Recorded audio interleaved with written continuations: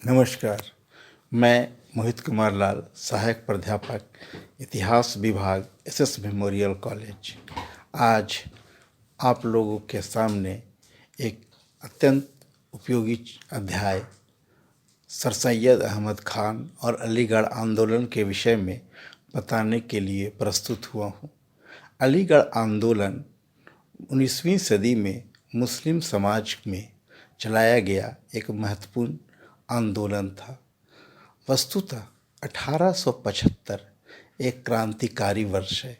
इस वर्ष अलीगढ़ में मोहम्मडन एंग्लो ओरिएंटल कॉलेज की स्थापना हुई, न्यूयॉर्क में थियोसॉफिकल सोसाइटी की स्थापना हुई और बम्बई में आर्य समाज की स्थापना हुई।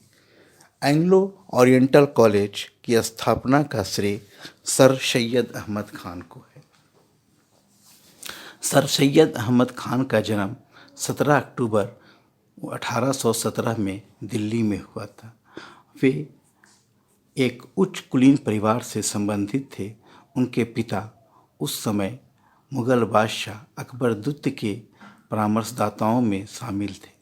उनका परिवार मुगल दरबार में लगातार ऊंचे पदों पर रहा था, अतः वे एक कुलीन व्यक्ति थे। 22 वर्ष तक उन्होंने अध्ययन किया। उनका अध्ययन उस समय के श्रेष्ठ शिक्षकों के माध्यम से हुआ। 1839 में उन्होंने ईस्ट इंडिया कंपनी की नौकरी ज्वाइन कर ली।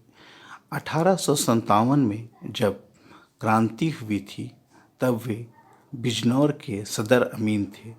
इस समय किसी भारतीय को यह पद जो उन्हें प्राप्त था उच्चतम पद था। इसके ऊपर के पदों पर केवल ब्रिटिश अधिकारियों की नियुक्ति होती थी। आंदोलन के समाप्त होने के बाद मुगल बादशाह का भारत में राज करने का सपना अधूरा रह गया। बहादुर शाह जफर को गिरफ्तार कर रंगून भेज दिया गया और मुसलमानों का दमन प्रारंभ हुआ।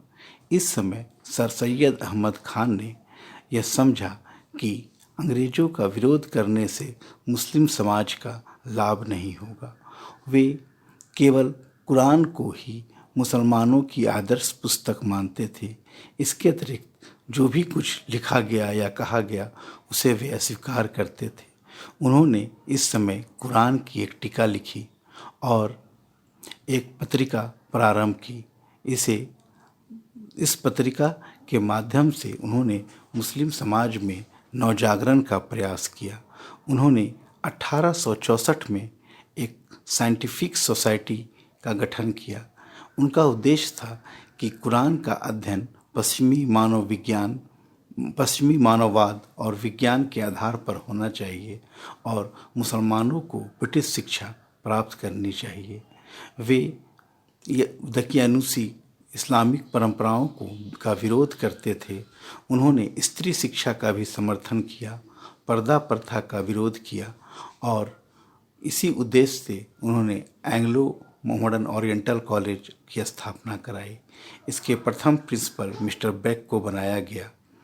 किंतु सर सैयद अहमद खां कांग्रेस आंदोलन से अपने आप को अलग करना चाहते थे। उनका उद्देश्य था कि इस समय राजनीति के लिए मुस्लिम समाज अभी तैयार नहीं है। वे पहले समाज का सांस्कृतिक उत्थान करना चाहते थे, इसलिए उन्होंने कांग्रेस को ज्वाइन नहीं किया। 1888 में बनारस के राजा शिव प्रसाद के साथ मिलकर उन्होंने यूनाइटेड पैट्रियोटिक एसोसिएशन बनाया, जिसका उद्देश्य ब्रिटिश साम्राज्य को समर्थन देना था। 1898 में उनकी मृत्यु हो गई। उन्होंने अपने जीवन काल में मुसलमान समाज में नवजागरण लाया, किंतु वे हिंदू विरोधी नहीं थे। 1883 में उन्होंने कहा था कि हम एक ही हवा की सांस लेते हैं, हम एक ही गंगा जमुना का जल पीते हैं, एक ही धरती से उपजे हुए अनाज को खाते हैं, हमारा हित एक है, हम भारत की दो सुंदर आँखें हैं। वे हिंदू विरोधी नहीं थे।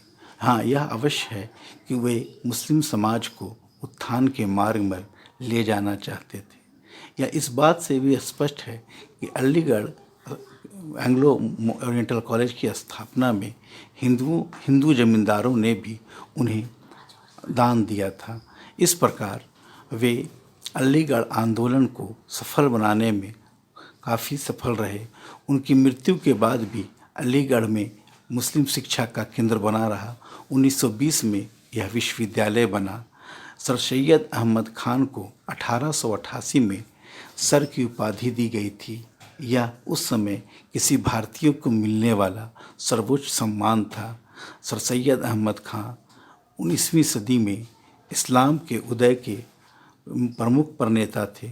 उनका इस्लामिक समाज में वही स्थान है जो हिंदू समाज में ब्रह्म समाज के संस्थापक राजा राम मोहन राय का है। राजा राम मोहन राय ने भी भारतीयों को पश्चिमी ज्ञान विज्ञान और पश्चिमी शिक्षा को अपनाने का परामर्श दिया। उन्होंने 1824 में गवर्नर जनरल लॉर्ड एमहेस्ट को पत्र लिखकर पाश्चात्य शिक्षा का समर्थन किया था। यही काम सर सैयद अहमद खान ने मुस्लिम समाज में किया। अतः आज यदि मुस्लिम समाज में जो आधुनिक शिक्षा के प्रति आकर्षण हुआ है, इसका सबसे बड़ा योगदान सर सैयद अहमद खान को है।